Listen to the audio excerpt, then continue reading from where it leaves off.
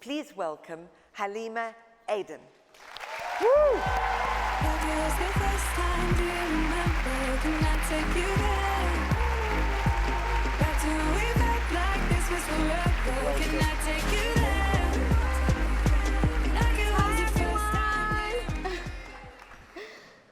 How are you?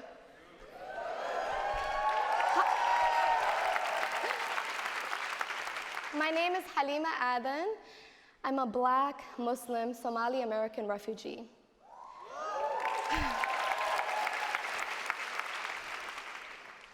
I'm known for being the first in many places. I was the first Muslim homecoming queen in my hometown of St. Cloud, Minnesota. I was the first Somali member of the student government at my college. I was the first to compete in my state's Miss Minnesota USA pageant wearing a hijab and burkini during the swimsuit competition. I was the first hijab-wearing model to be signed to a major modeling agency, which has led me to be the first hijab-wearing woman on the cover of fashion magazines and on the catwalk for many designers.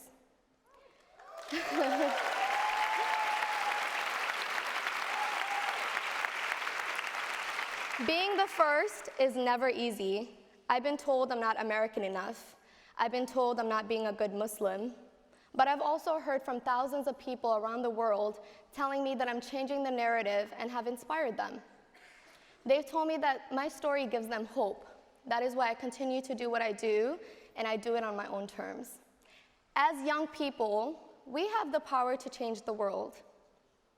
I found that our generation knows the importance in learning to understand alternative views and backgrounds and to engage across the divisions imposed by societal narratives. Long story short, we as the future leaders in this country get that it's critical to get to know our neighbors and be open to learning about them. We are the generation of positive, forward thinkers who have hope and want to dream big. When I left Kakuma refugee camp in Kenya and moved to America, things didn't get easier.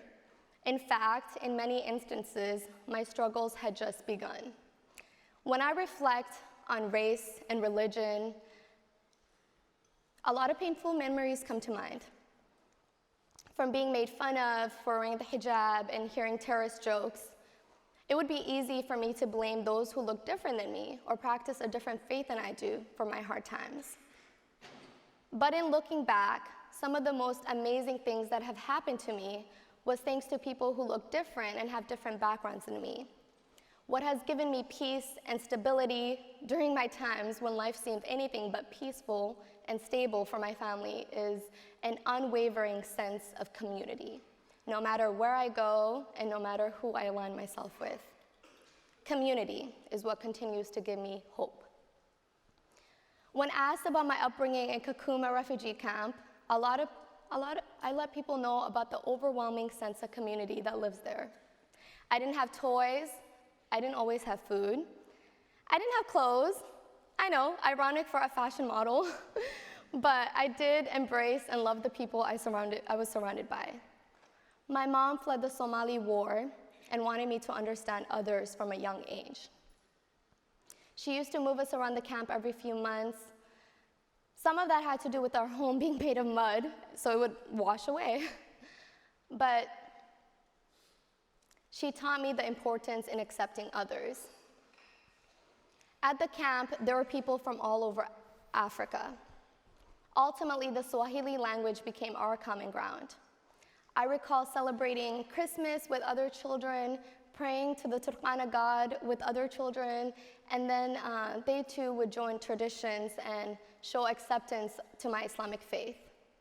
Kakuma, a community comprised of people who didn't speak the same language, but who shared the camp.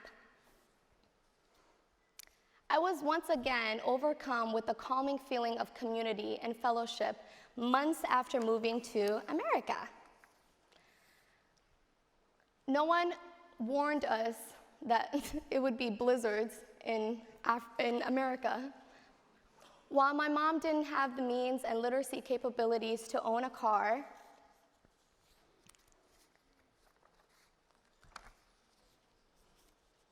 I will never forget the countless numbers that people stopped and helped us. These were people who looked nothing like us and owed us nothing. Minnesota will always be home to me. It's the people. I often joke that I should be paid by the Department of Tourism in Minnesota as I hype the state up so much on all my travels. Minnesota, a community comprised of people who don't all look the same, but the place that we found hope. Ultimately, the unwavering support I've received from numerous communities is what led me to my fashion community.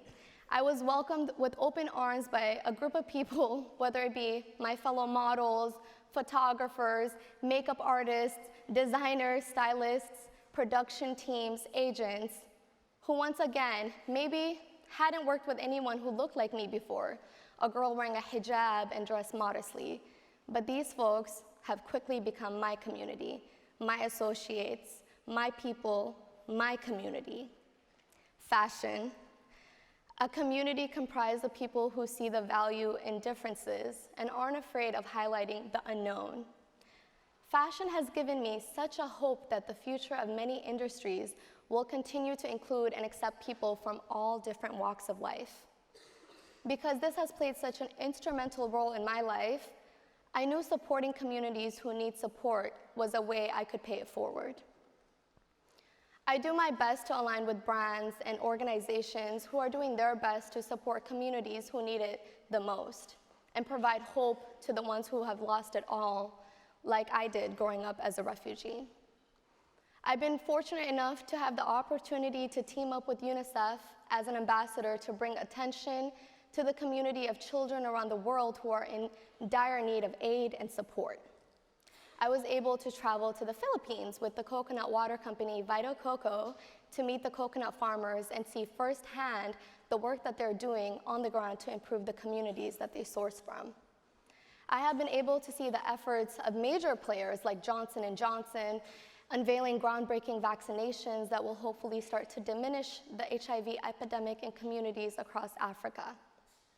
I've worked with fashion magazines on spreads dedicated to combining fashion and activism and brands wanting to highlight diverse communities.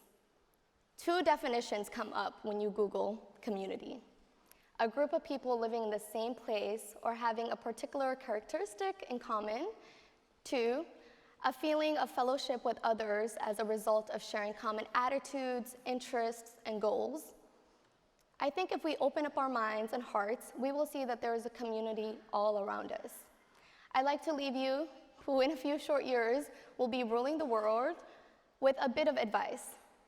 Do whatever you need to do to be heard, make a difference, leave your footprint, and most importantly, never give up hope. In conclusion, I'd like to share the saying that I try to live by, and I hope that you all will take wherever you go. Don't change yourself, change the game. And I want to hear you all say it, okay? Don't change yourself, change the game. One more time. Don't change yourself. Change the game. Don't change yourself. Change the game. All right, thank you. Woo!